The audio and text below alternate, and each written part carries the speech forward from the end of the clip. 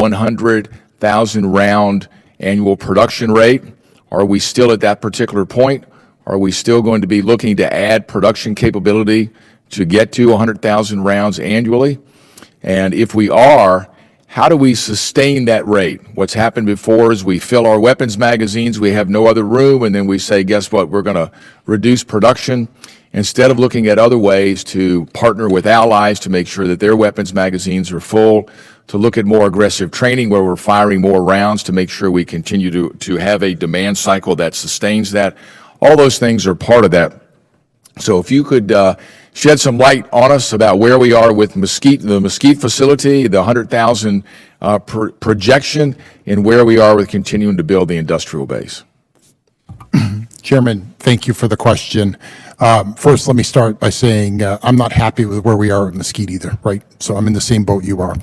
I'll talk about Mesquite in a second. As far as the 100,000 capacity that we were trying to reach, I agree, boom to bust is a real thing. We've seen it in every major conflicts following World War II, right? It doesn't matter where it is, we've gone boom to bust on every single munition.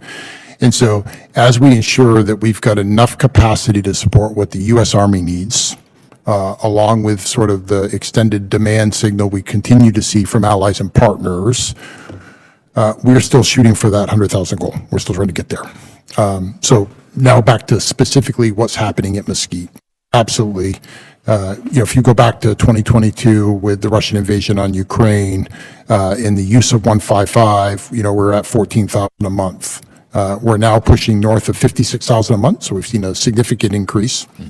And that's important to highlight that that's more than just the metal parts they make at Mesquite, right? That's been into everything that goes into building a 155, right? So that's the metal parts, the load assembly pack, the charges, the fuses, everything that goes into that. So we've seen a significant scaling up of all of those capabilities over the last few years.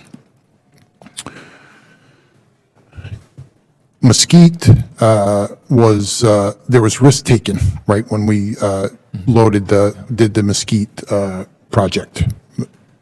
Risk from the technology of the assembly line, the production line that was installed. But at that time, there was agreed upon we would take both risk on the government and contractor side to deliver on that sort of capability. And so we are currently in the middle of, so I guess to put it clearly, the stop work is still in place. We are currently in negotiation with General Dynamics about what the future of that looks like. I anticipate you will see an investment from the company themselves, from the industry partner themselves,